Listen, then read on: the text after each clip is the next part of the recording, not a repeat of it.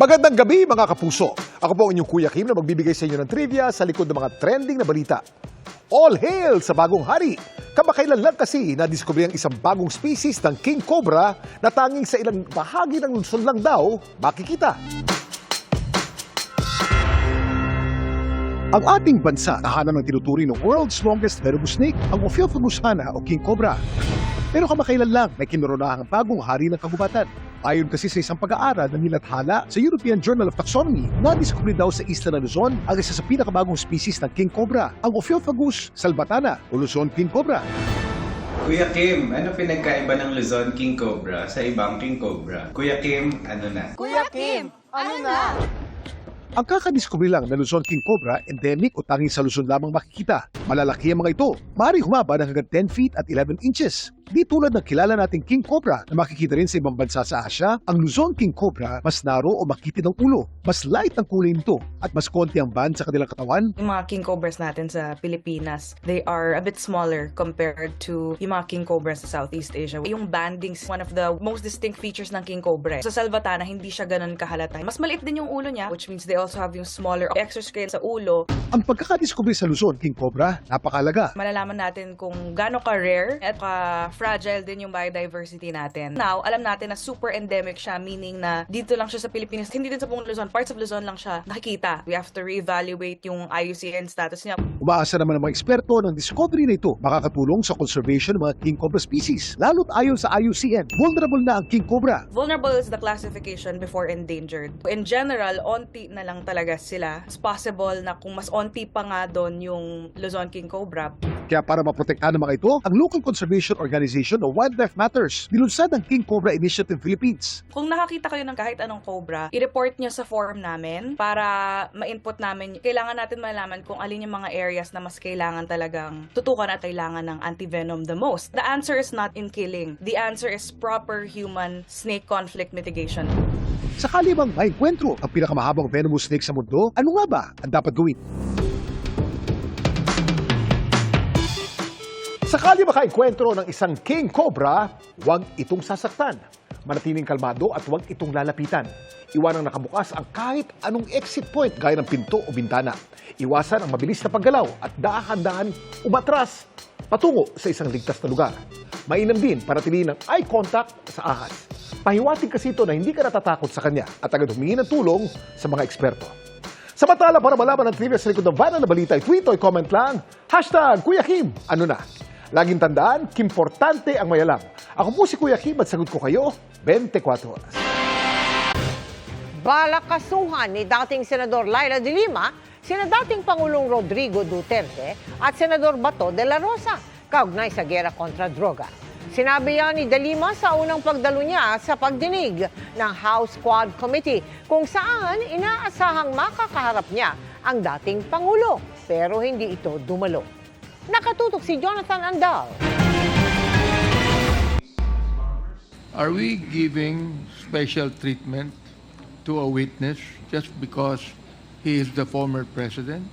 Nagtalo ang mga kongresista sa hindi pagdalo ni dating Pangulong Rodrigo Duterte sa Quad Committee hearing ng Kamara ngayong araw. Masama raw kasi ang pakiramdam ni Duterte kaya di humarap sa pagdinig batay sa liham na pinadala ng kanyang abogado sa Quadcom. Pero ang ilang kongresista gusto ng medical certificate ni Duterte bilang patunay.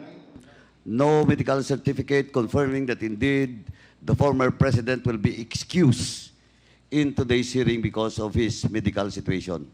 Hindi ho natin siya binibigyan ng special treatment. But in this particular case, in deference to him being the former president, I would like to ask for your understanding to extend a little bit of the courtesy that is due to him. Hindi naman po ibig sabihin na hindi na po natin siya imbitahin. Ang isa namang kongresista gustong i-cite for contempt si Duterte kapag hindi ulit dumalo sa susunod na pagdinig. Ang daming sinasabi kapag hindi under oath o wala sa tamang lugar. Pero kapag pinatawag na sa formal na pagdinig, nag-uugaling pusit na pareho at ang dami ng rason para huwag dumalo ang sagutin ng maayos ang mga katanungan natin. Kung sumipot si Duterte, makakaharap niya muli ang kalaban sa politika na si dating Senadora Leila de Lima. I hope he gets well now. so he would have the health to maintain the music. Ito ang unang beses na humarap sa Quadcom si De Lima at hinarap ang ilang kongresistang dati ring nag-imbestiga laban sa kanya. I attend this hearing with a deep sense of irony. Kinundin ako yung drug war ni Duterte. At nagmakaawa pa po ako na tigilan na ito. Ngunit sa kasawiang palad, wala pong nakinig sa akin. Lalo na may mga mayorya po tayo ng mga senador at congressman na ayon kay Senator Bongo noong isang araw, ay walang sawa sa pagpalakpak kay Pangulong Duterte sa bawat banggit niya sa pagsulong na madugong drug war sa kanyang mga zona. Wala man si Duterte, nakaharap naman ni De Lima si retired Police Colonel Juvie Espinido na isa sa mga nagdiin sa kanya sa illegal na droga. Tulad ni Kerwin Espinosa, bumaliktad na rin si Espinido. Are you retracting all the testimonies that you gave against Senator De Lima during that Senate investigation? Yes, Your Honor.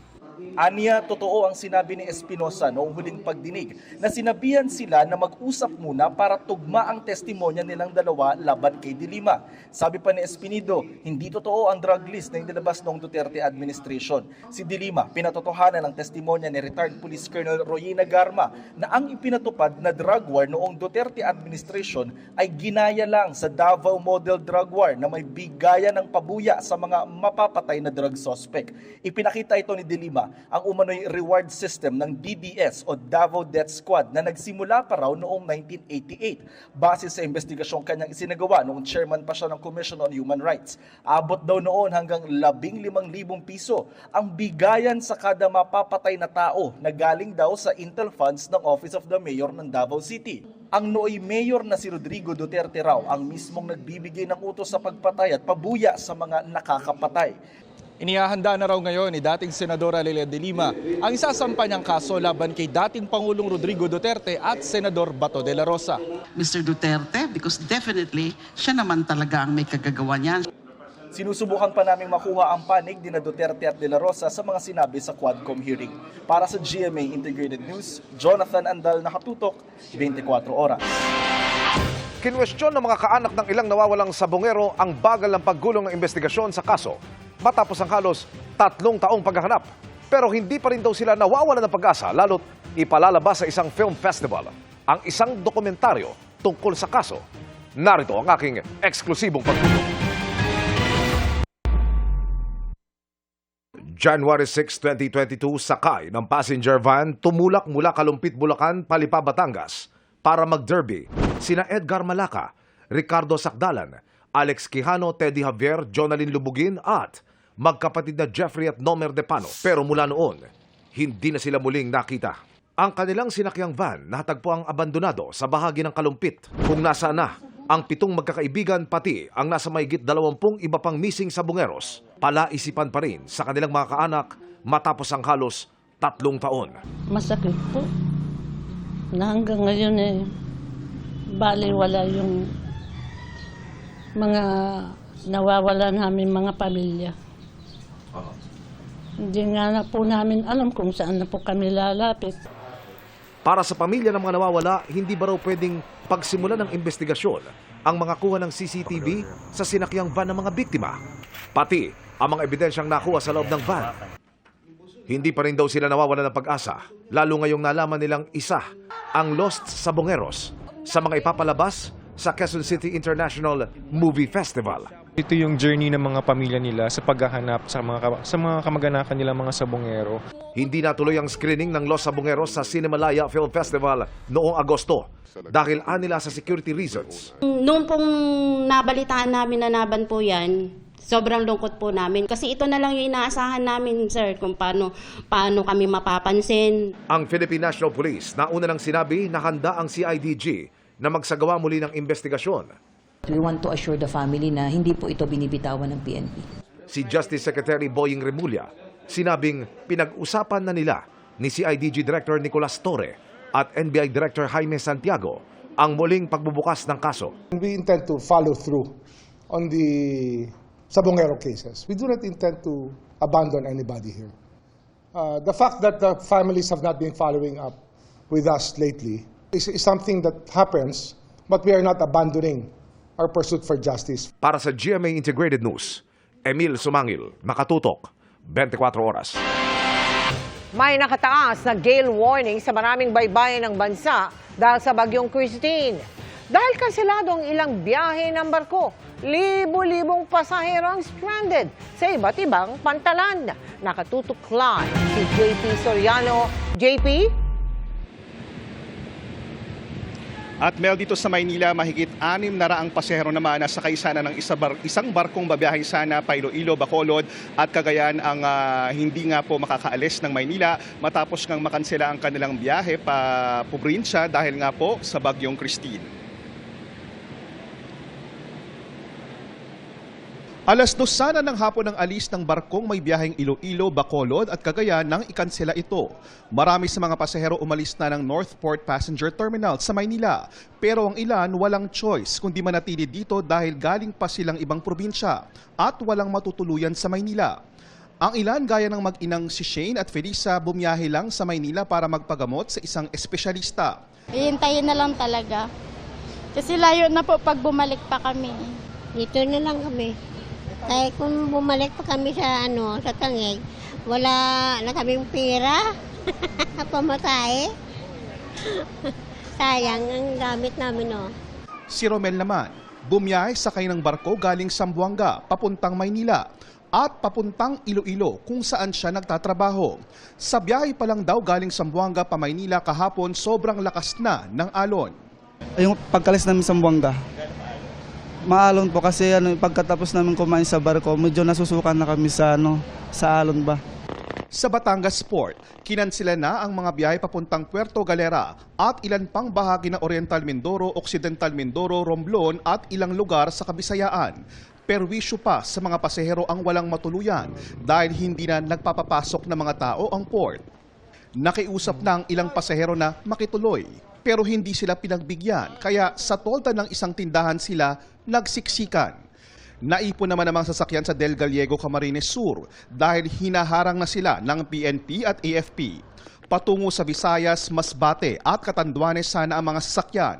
Sa tala ng Philippine Coast Guard, mahigit 3,000 ang stranded na pasahero sa 34 na mga pantalan. Bukod pa yan sa mga kargo at sasakyan. At Mel, balik dito sa Maynila, wala pa raw katiyakan kung kailan matutuloy ang biyahe dahil sa ngayon ang priority talaga ng pamunuan ng barkong ito ay ang kaligtasan po ng mga pasahero. Ang problema naman ng mga pasaherong narito ngayon ay ang kanilang pagkain at matutulugan. At yan muna ang latest, balik mo na sa iyo, Mel. JP, kaya nga pero mayroon bang inihandang tulong para sa mga pasahero na siyempre magpapalipas na ng gabi dyan sa pantalan? JP?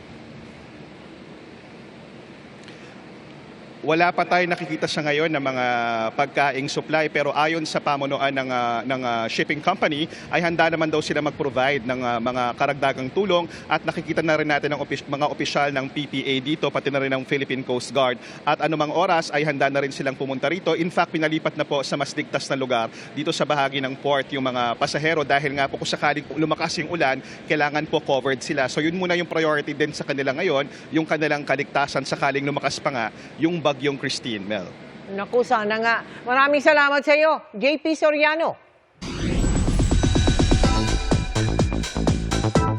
Bago ang inaabangang reunion sa big screen, sa magazine cover shoot muna nagpakilig si Hello Love Again stars Alden Richards at Catherine Bernardo. Ang concept ng isa, inspired sa kanilang mall show recently. Makichika kay Aubrey Carampel. Nag-uumapaw sa chemistry sina Hello Love Again stars Alden Richards at Catherine Bernardo sa kanilang latest magazine cover shoot. We're very grateful kasi at the same time, parang that goes to show that the chemistry was not lost and for them to be able to say that, at least they are, that goes to show that they're looking forward for the film and we are very excited as well. Pero yung mga magazine covers and yung ibang engagements na nakikita nyo na magkasama kami, ibang-iba yun sa pelikula. Ang escalator photo nga nila naging inspirasyon sa kanilang recent mall show sa Iloilo na dinagsa ng libo-libong fans. Viral pa ang mala daredevil pagtalon ni Alden para samahan si Kat sa escalator. Nag-usap kami na parang utilize namin yung stairs, parang katulad nga dun sa magazine cover na lumabas. And then, parang inisip ko kasi medyo mahaba. Kung bababa pa ako and then I had to go up, mas mabilis siguro kasi matatapos na rin yung kanta. Kaya tinalon ko na lang, buti na lang safe. Mula sa paggawa ng pelikula, hanggang ngayong busy sila sa pagpopromote, never-ending daw ang nadidiscover ni Alden patungkol kay Catherine. Sa tanong kung tingin ba niya ay girlfriend material si Catherine, Catherine Bernardo is very ideal in a lot of aspects, hindi lang sa pagiging girlfriend. As a person, as a co-worker, as an actress, an ideal woman in general. That's how I would like to leave that. Sa gitna naman ng pagiging abala sa promo ng pelikula at taping ng pinagbibidahang GMA Prime series family drama ng Pulang Araw, may side hustles pa rin si Alden. Pag walang taping, abala siya sa endorsement shoots at blessed daw siya na patuloy na pinagkakatiwalaan ng iba't ibang brands mula sa iba't ibang industriya. Our industry is very unsure. Parang tomorrow, you're the hottest celebrity there is, and then the next day hindi na. So I consider business, venturing into business as a safety net for celebrities like myself, kasi you'll never know what will happen.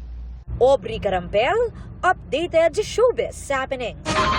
Isa ang patay habang 4 ang sugatan matapos sumalpok sa truck na iligal na nakaparada sa Antipolo ang isang kotse na mabilis umano ang takbo. Nakatutok si Mariz Ubali. Sa tindi ng pagkawasak, mahirap isipin kung paano makaliligtas ang mga sakay ng kotseng ito na bumangga sa truck na nakahimpil sa gilid ng Marcos Highway sa Antipolo City.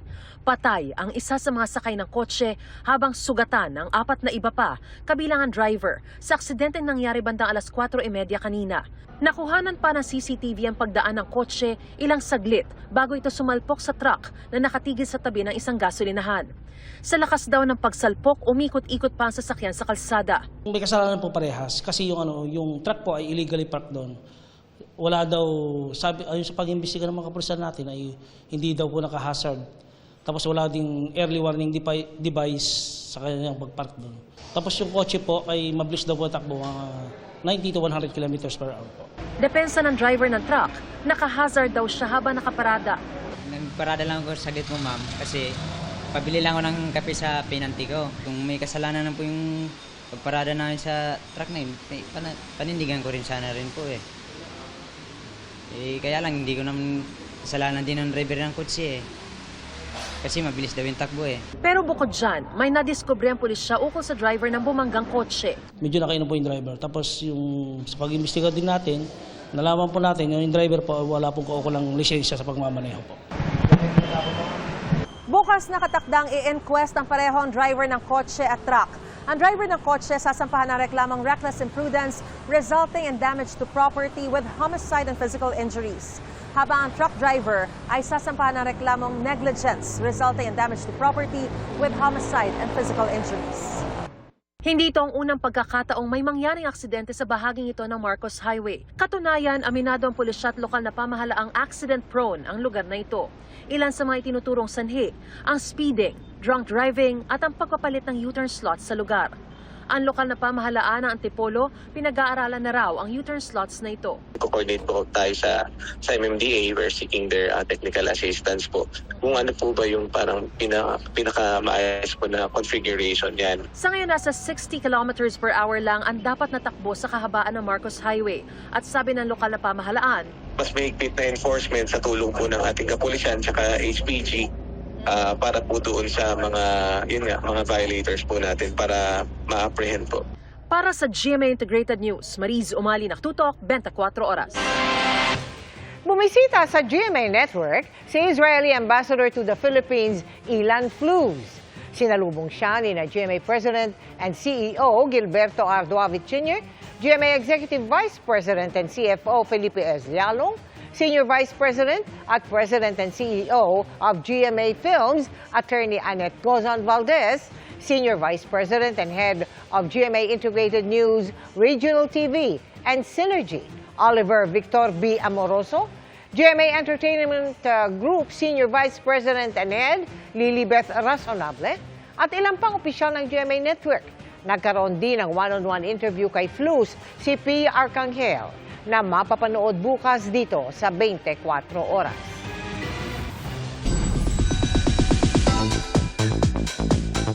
Ceasefire at wag nang mag-away-away. Yan ang mensahe ni Heart Evangelista sa gitna ng issue na may competition sa kanilang dalawa ni Miss Universe 2015, Pia Wurtzbach.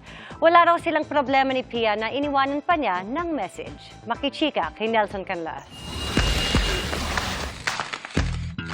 Sa limited reality series na Heart World, mapapanood ng malapitan ang maraming bagay na nangyari sa buhay ni global fashion icon Heart Evangelista sa nagdaang taon.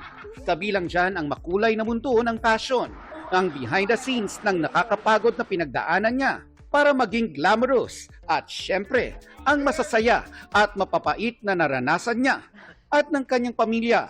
Maipapakita rin ang ilang mga relasyong pinili ni Heart na talikuran. Sa media conference ng Heart World, present sina GMA Network Senior Vice President Attorney Annette Gozon Valdez at iba pang opisyal ng Kapuso Network. I don't want to down anyone just so they kind of get the story, diba? But definitely, it's not about pointing fingers at anyone. It's a self-reflection also of even my mistakes. It's a diary. You said it was a diary. Wow. Nakakatakot mag-expose ng diary. Napaka. Sa one-on-one interview sa Kapuso Global Fashion Icon, sinagot niya sa kauna-unahang pagkakataon ang ilang maiinit na usapin sa social media. Partikular na ang estado nila ng kanyang mga nakasama sa Paris ng maraming taon, ang kanyang dating glam team. Nasasaktan pa rin daw siya, pero napag-aralan na niyang mag-move on. I don't hate anyone because I believe in love. You know, I really truly believe in love. And I feel like even like for me being vulnerable, for me being angry is because I just love very passionately. You're human. Yes, and I would like to fight for everybody in my life. Siguro ganito na lang yun. Kasi mababaliw ako kakaisip. Ang tatandaan ko na lang is yung mga taong minahal ko ng mga time. Yun lang. Di ko isipin kung ano talaga sila o ano sila ngayon. Hindi ko binabasa kung ano man yung mga nasasabi online. But I will try to cherish the times that I thought mahal nila. I have to learn to slowly unlove people. And that's painful for me. Nang mapag-usapan si Miss Universe 2015 Pia Wurtzbach na active rin sa mga fashion events. Once and for all. Woman to woman, I never had a problem with Pia. In fact, I was one of those who cheered for her in the past. And I'd like to think that it was the same for her. Nagano pa nga siya ng hashtag dati na Heart Made Me Do It. So I was very touched. But I really truly wish her the best. Sana maging okay siya at sana hindi niya maranasan yung mga naranasan ko sa nakaraan. Ang mensahe ni Heart, ceasefire na raw dahil mas marami ang nasasaktan kapag pinag-aaway sila ng mga tao. At sana ganun na lang. Supportahan na lang nila. Let's both, parang I'll stay on my lane. Let everybody just do their thing.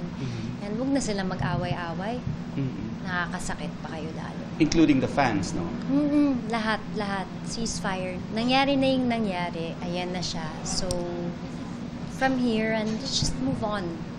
Nag-message na ang GMA Integrated News kay Pia at hinihintay na lang namin ang kanyang tugon. Nelson Canlas, updated sa Showbiz Happenings. At yan ang mga balita ngayong Martes.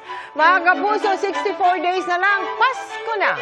Ako po si Mel Tiangco para sa mas malaking misyon. Para sa mas malawak na paglilingkod sa bayan, ako po si Emil Sumangil. Mula sa GMA Integrated News, ang News Authority ng Pilipino. Nakatuto kami 24 oras.